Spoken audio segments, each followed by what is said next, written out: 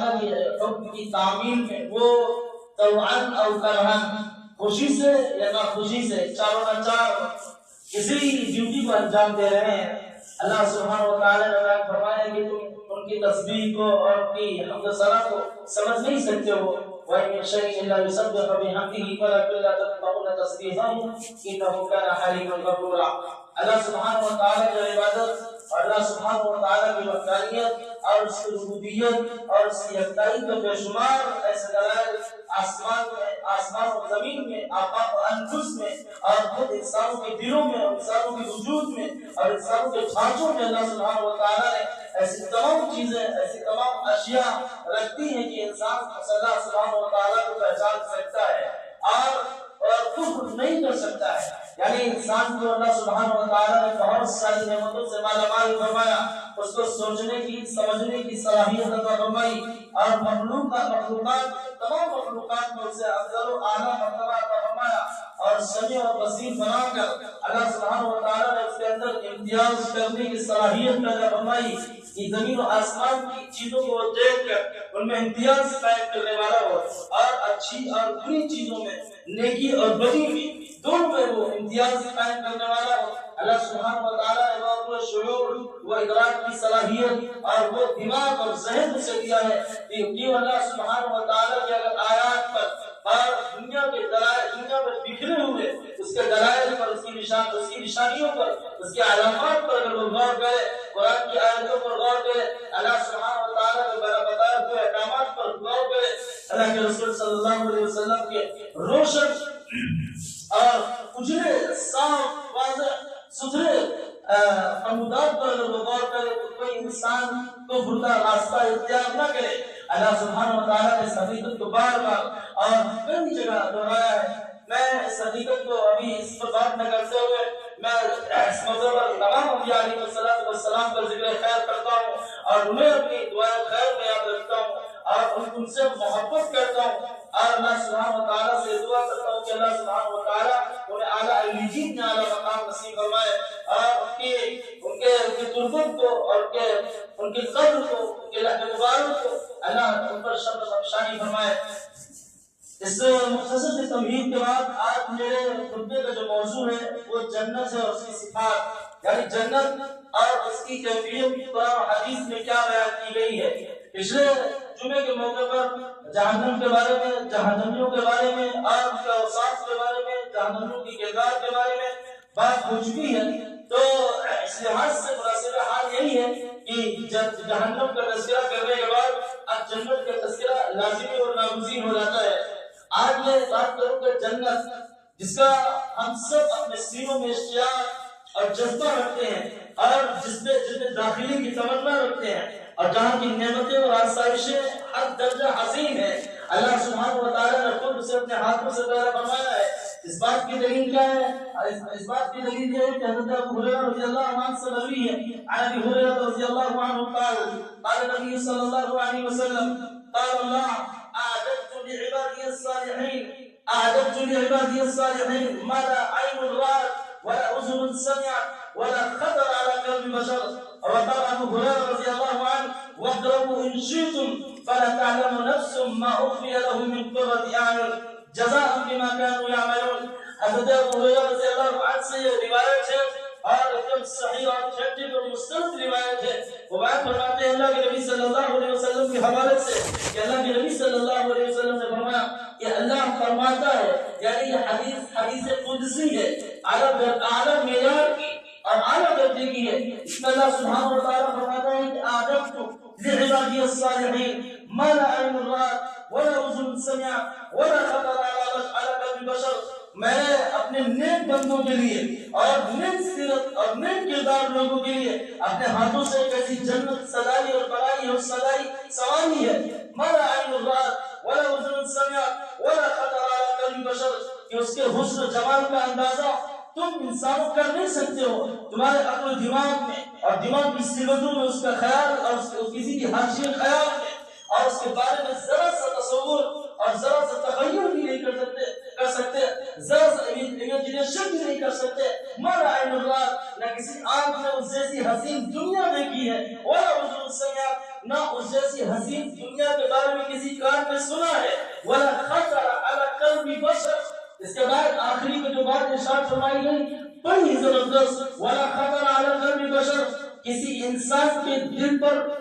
گمان بھی نہیں گزرا ہوگا کہ وہ جنت کیسی حسین ہوگی اور کس طرح اس میں جمال ہوگا. اللہ سبحانہ و تعالیٰ کی نعمتیں کس طرح حسین اور کتنی ہوں گی. وہاں کی نعمتیں کوانٹٹی میں اور کوالٹی میں ہر درجہ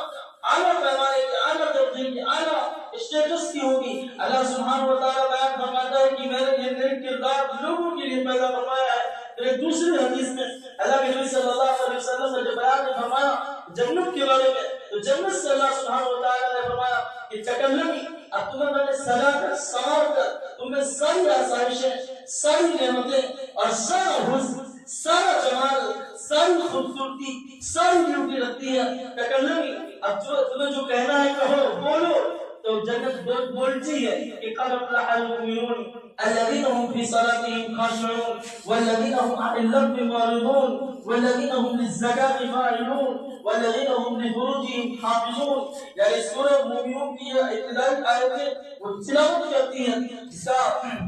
یہ موقع نہیں کہ میں اس کی تفسیر میں جاؤں, میں صرف ترجمہ کر کے گزر جا رہا ہوں. جنت کہے گی کامیاب ہو گئے کامراد ہو گئے اور اپنے آخری انجام کو پہنچ گئے بہترین انجام کو پا گئے وہ جو مومن ہے. اللہ سبحانہ و تعالیٰ نے مومن کا یہاں ذکر فرمایا, مسلم کا ذکر نہیں فرمایا. اس سے جو ظاہری طور سے اسلام کا لبادہ اوڑھ لے اور اسلام کا لباس اختیار کر لے اور اللہ سبحانہ و تعالیٰ کی اکرائی کا ظاہری طور سے قائل ہو جائے اور یہ سوچے کہ اللہ سبحانہ و تعالیٰ کو ہمارے قلب کی ہماری ایکٹیویٹی کی ہمارے اعمال و حرکات کی علم نہیں ہے. اللہ سبحانہ و تعالیٰ بات فرماتا ہے کہ ایمان لانا یہ ظاہری طور سے یا صرف زبانی طور سے یہ اللہ کے نزدیک معتبر نہیں ہے. اللہ کے نزدیک معتبر وہ یقین ہے جو قلب کی اور دل کی جڑوں میں اترا ہوا ہو. قد افلح المؤمنون وہ مومن کامیاب ہو گئے جو اللہ سبحانہ و تعالیٰ کی وحدانیت کو مانتے ہیں, اللہ کی کبریائی کو تسلیم کرتے ہیں, اللہ سبحانہ و تعالیٰ کو اپنا معبود مانتے ہیں,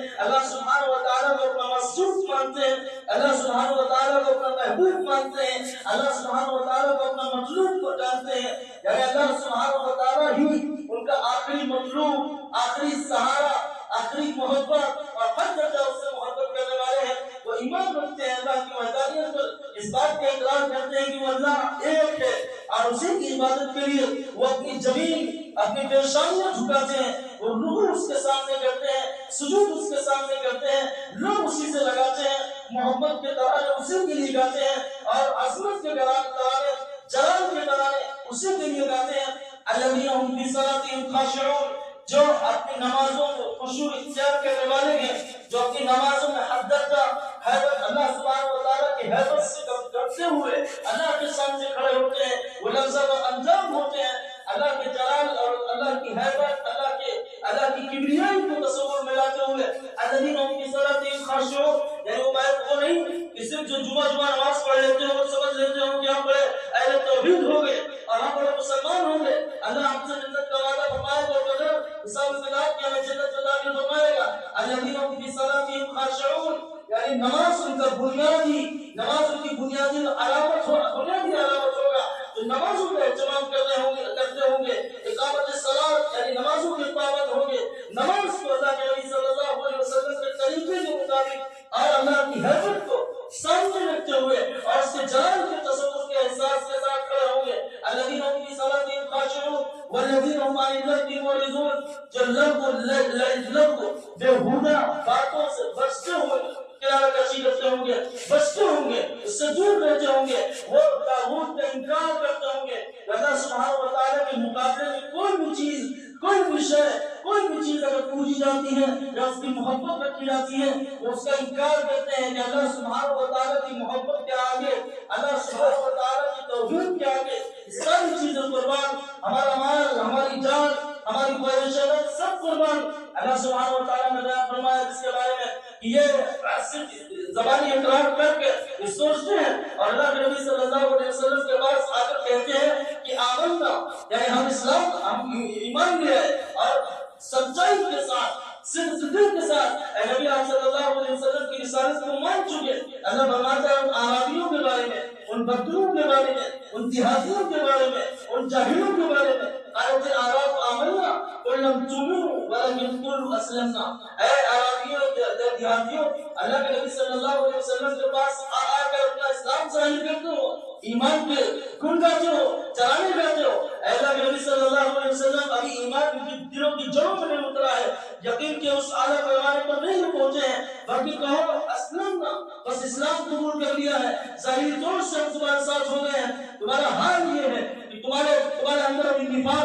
نفاق کے بہت سے جراثیم موجود ہیں، تمہارا حال یہ ہے کہ تمہارے اندر شرک کے جراثیم موجود ہیں، تمہارا حال یہ ہے کہ ابھی حالات بدلے تم اسلام کا ساتھ چھوڑ کر، اللہ کے نبی صلی اللہ علیہ وسلم کا ساتھ چھوڑ کر کفر سے ہاتھ ملا لو گے اور شرک کے ساتھ ہاتھ ملا لو گے، اسی سے دوستی کر لو گے، اس کے نظام کو قبول کر لو گے۔ وَلَكِنْ قُولُوا أَسْلَمْنَا وَلَمَّا يَدْخُلِ الْإِيمَانُ فِي قُلُوبِكُمْ، ابھی تمہارے دلوں میں ایمان داخل نہیں ہوا ہے، جو میں اپنی جانب سے نہیں کہہ رہا ہوں، قرآن کریم کے احکام کے بارے میں جو دیہاتی تھے اللہ کے نبی صلی اللہ علیہ وسلم کے پاس آ کر اپنے اسلام کو ظاہر کرتے تھے، ہم مسلمان ہو گئے، اللہ کے نبی ہمیں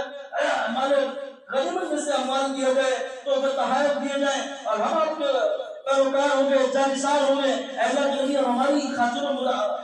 مدارات کی جائے، تو اللہ کے نبی صلی اللہ علیہ وسلم سے بات ارشاد فرمائی گئی کہ وَلَمَّا يَدْخُلِ الْإِيمَانُ فِي قُلُوبِكُمْ، اے نبی آپ ان سے کہہ دیجیے کہ ابھی ایمان کی چاشنی، ایمان کی حلاوت، ایمان کی لذت تمہارے دلوں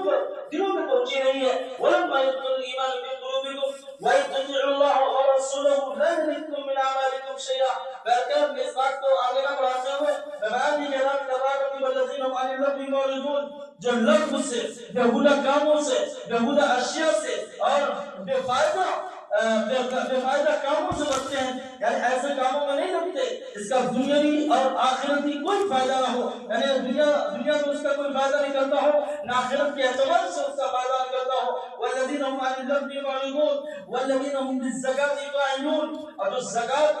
دینے والے ہیں، پابندی کے ساتھ دینے والے ہیں، زکات کو مغرم، تاوان، بوجھ اور ٹیکس نہیں سمجھتے ہیں، یہ اللہ سبحانہ و تعالیٰ نے خود سمجھ کر دیتے ہیں۔ والذین هم للزکاۃ قائمون والذین هم لفروجهم حافظون، جو اپنی شرمگاہوں کی حفاظت کرنے والے ہیں، یعنی اللہ سبحانہ و تعالیٰ نے جو احکامات اس کے تعلق سے بیان فرمائے ہیں وہ انہیں چراگاہوں میں اور اسی خیمے میں یا اسی کی پابندی کرتے ہوئے زندگی کے یعنی زمین کے پردے پر رہتے ہیں۔ والذین هم لفروجهم حافظون الا على ازواجهم او ما ملكت ايمانهم فانهم غير ملومين، ہاں مگر یہ کہ وہ اپنی بیویوں کے ساتھ یا اپنی کنیزوں کے ساتھ وہ اس طرح کا تعلق قائم کر سکتے ہیں جو اللہ سبحانہ و تعالیٰ نے بیان فرمایا ہے اور جس کا حکم بھی ہے، فَإِنَّهُمْ غَيْرُ مَلُومِينَ، یعنی اس حد بندی کے اندر وہ غیر ملومین، ان پر کوئی ملامت نہیں ہوگی، ان پر کوئی عذاب نہیں ہوگا، ان کی کوئی ڈانٹ و پھٹکار نہیں ہوگی۔ فَإِنَّهُمْ غَيْرُ مَلُومِينَ۔ اس کے بعد اللہ سبحانہ و تعالیٰ نے سورہ انسان میں جنت کا جو نقشہ کھینچا ہے اور جنتیوں کا جو حال بیان کیا ہے، میں اس حال کو بیان کرتے ہوئے آپ کے سامنے بیان کر دوں تاکہ تھوڑا سا آپ کے سامنے ایک نقشہ اور اس کا تھوڑا سا ایک ویو آ جائے۔ اللہ سبحانہ و تعالیٰ نے سورہ انسان میں یعنی سورہ دہر میں، جس کو سورہ انسان بھی کہا جاتا ہے، حَلَّ تَعَلَى الْإِنسَانِ حِينٌ مِّنَ الدَّهْرِ لَمْ يَكُنْ شَيْئًا مَّذْكُورًا، اللہ سبحانہ و تعالیٰ نے اس سورت میں جو بیان فرمایا ہے بہت ہی بہترین بیان اور بڑا ہی جاذب نظر اور دلوں کو کھینچ لینے والا اور ایمان کو جگا دینے والا، اللہ سبحانہ و تعالیٰ کی وحدانیت اور یکتائی پر اور زیادہ ایمان مضبوط کرنے والا، اللہ کے رسول صلی اللہ علیہ وسلم کی محبت کو اور زیادہ جاگزین کرنے والا اور اللہ کے نبی صلی اللہ علیہ وسلم کے بقار و باتوں پر اور زیادہ اٹل ایمان رکھنے والا ہمیں بنا دیتا ہے۔ اللہ فرماتا ہے ان الابرار یشربون من کاس کان مزاجها کافورا، جب جنتی جنت میں داخل ہو جائیں گے سب سے پہلی بات جنت میں وہ لوگ جائیں گے جو حسن والے ہوں گے، یعنی اعمال کے اعتبار سے بھی جن کے اندر حسن ہوگا اور کردار کے اعتبار سے جو حسین ہوں گے، یہ گندے لوگ، ناپاک لوگ، کفر شرک کی برائیوں میں ملوث افراد لوگ اللہ سبحانہ و تعالیٰ کو چھوڑ کر تو دوسروں کے لیے سامنے جھکتے ہیں اور اسی کو اپنا ملجا، اپنا ماوا، اپنا آقا، اپنا حاکم تسلیم کرتے ہیں، یہ گندے کردار کے لوگ ہیں۔ اللہ سبحانہ و تعالیٰ بات فرماتا ہے للذین احسنوا الحسنى وزیادہ۔ میں اس پر بھی بات کروں گا، پہلے یہ بیان کر دوں کہ ان الابرار یشربون من کاس کان مزاجها کافورا، جنت ان کے لیے ہوگی جو حسن عمل کی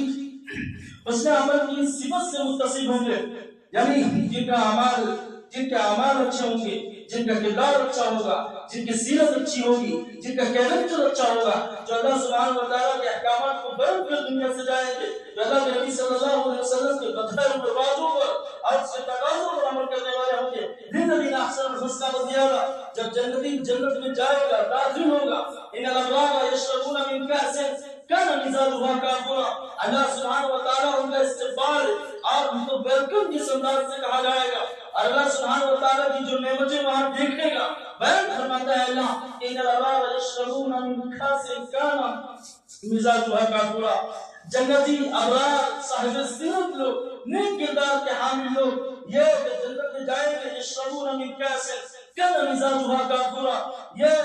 جنت میں جا کر ویسی شراب پیئیں گے جس شراب طہور ہوگی، کان مزاجها کافورا، جس میں کافور ملایا گیا ہوگا، اور اللہ سبحانہ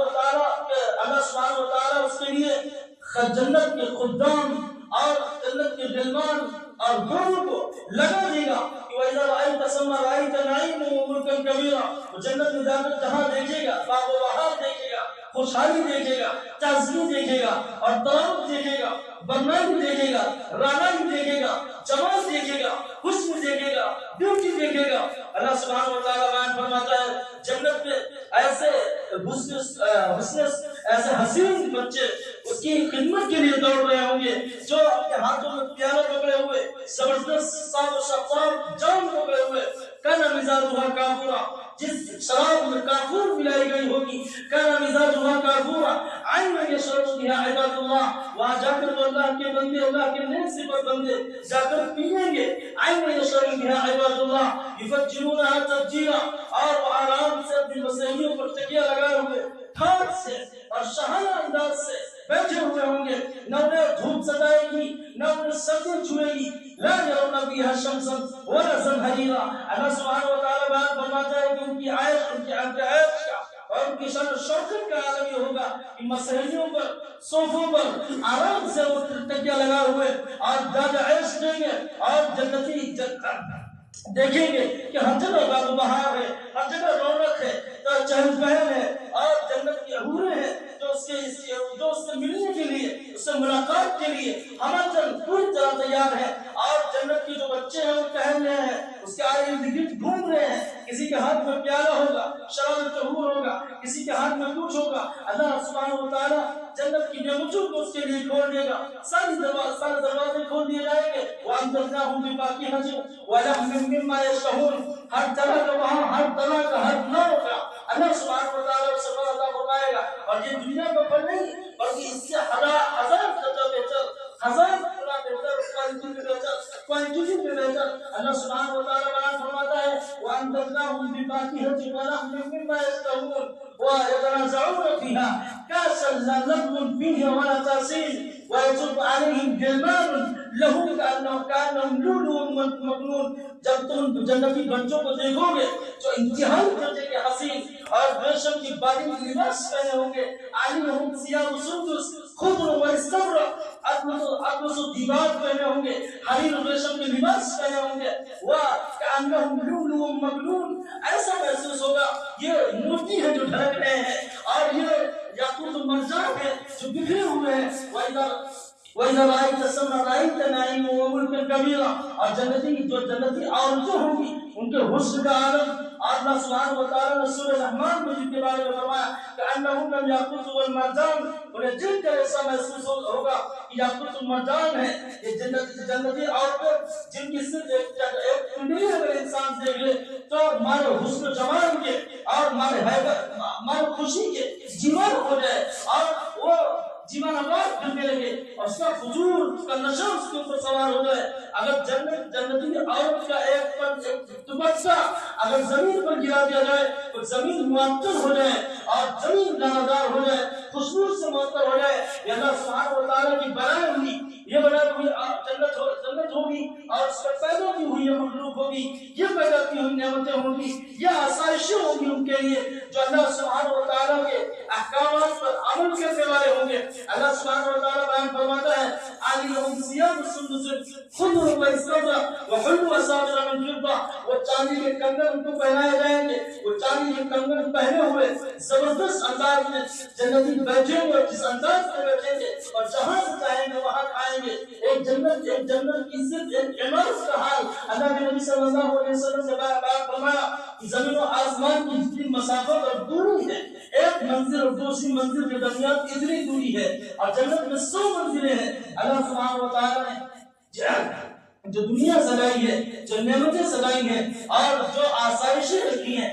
وہ آسانی سے نہیں مل جائیں گی، اس کے لیے ہمیں قیمت دینی پڑے گی، قربانیاں دینی پڑے گی۔ اللہ سبحانہ و تعالیٰ نے اس کے بارے میں بیان فرمایا الف لام میم احسب الناس ان يتركوا ان يقولوا آمنا وهم لا يفتنون ولقد فتنا الذين من قبلهم فليعلمن الله الذين صدقوا وليعلمن الكاذبين۔ اللہ فرماتا ہے کہ الف لام میم یہ حروف مقطعات میں سے ہے، یعنی اس کا معنی، اس کا مفہوم اللہ ہی بہتر جانتا ہے۔ احسب الناس ان يتركوا ان يقولوا آمنا وهم لا يفتنون۔ ابھی میں نے پورا نقشہ جنت کا نہیں کھینچا ہے، بہت ساری باتیں میں نے چھوڑی ہیں کیونکہ وقت کی تنگ دامنی اور وقت کی قلت کی وجہ سے میں بات کو مختصر کرتے ہوئے یہاں پر بات ختم کر دوں گا۔ اللہ فرماتا ہے کہ احسب الناس ان يتركوا ان يقولوا آمنا وهم لا يفتنون، یعنی لوگ چھوڑ دیے جائیں گے، یعنی اس بات کا صرف وہ اقرار کر لیں کہ آمنا وهم لا يفتنون، ہم اللہ پر ایمان لے آئے، اللہ کی توحید کو مان گئے۔ کیا یہ باطل پرست لوگ، یہ طاغوت کے پجاری لوگ، یہ اللہ سبحانہ و تعالیٰ سے واقعی لوگ